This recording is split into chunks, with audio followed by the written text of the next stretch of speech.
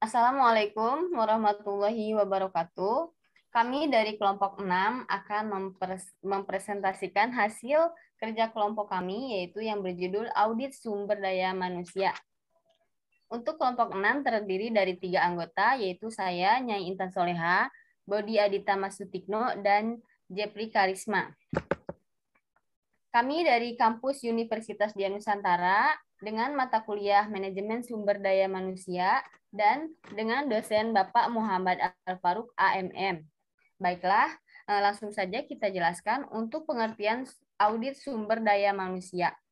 Menurut Rifai 2004, audit SDM adalah pemeriksaan kualitas kegiatan SDM secara menyeluruh dalam suatu departemen, divisi atau perusahaan, dalam arti mengevaluasi kegiatan-kegiatan SDM dalam suatu perusahaan dengan menitikberatkan pada peningkatan atau perbaikan.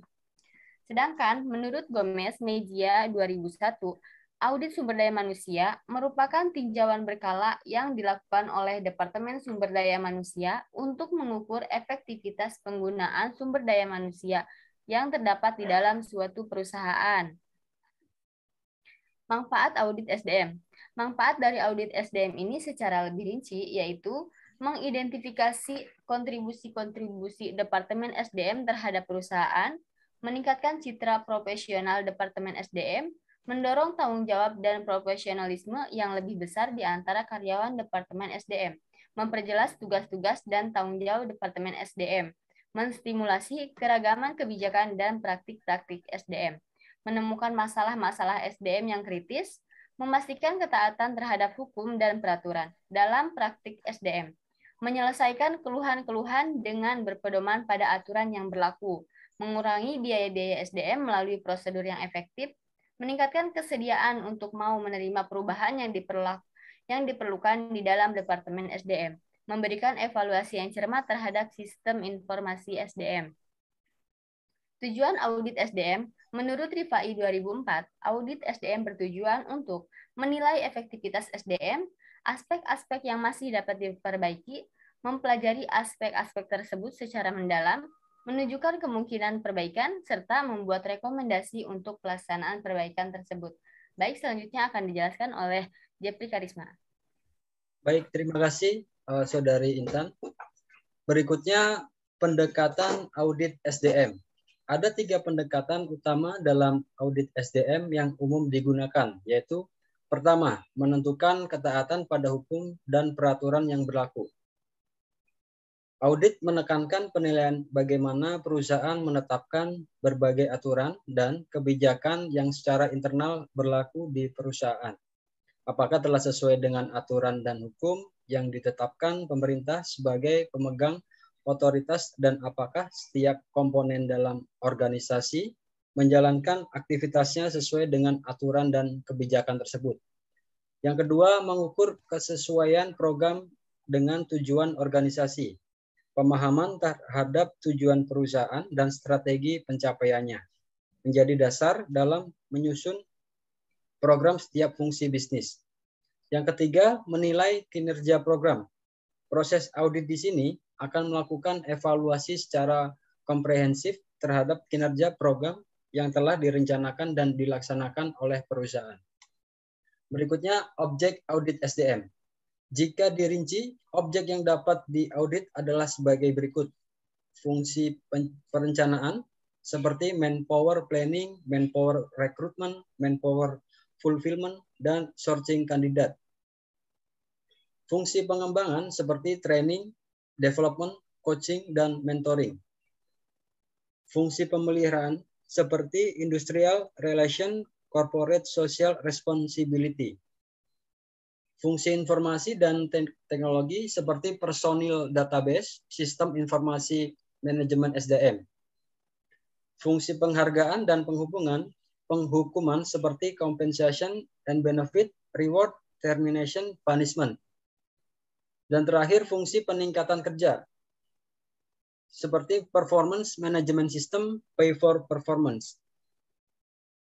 Berikutnya, menurut Handoko 1997, prospek audit SDM dilakukan terhadap fungsi SDM yang berkaitan dengan kegiatan-kegiatan SDM yang dimulai dari perencanaan SDM, perekrutan, penyeleksian, pelatihan, dan evaluasi kinerja SDM.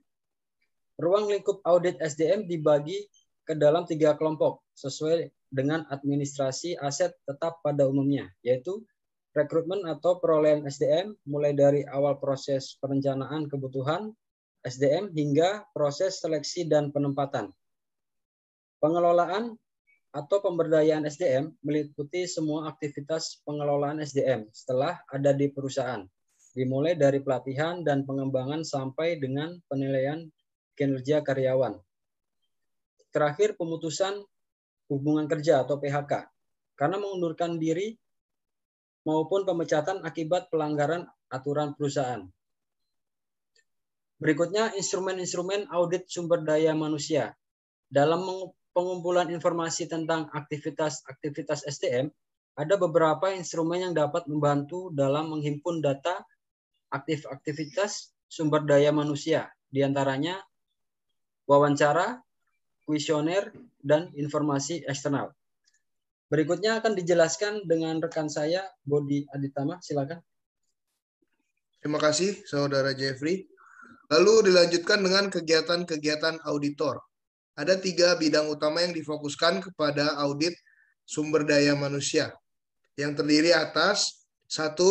Policy atau manajemen audit, 2.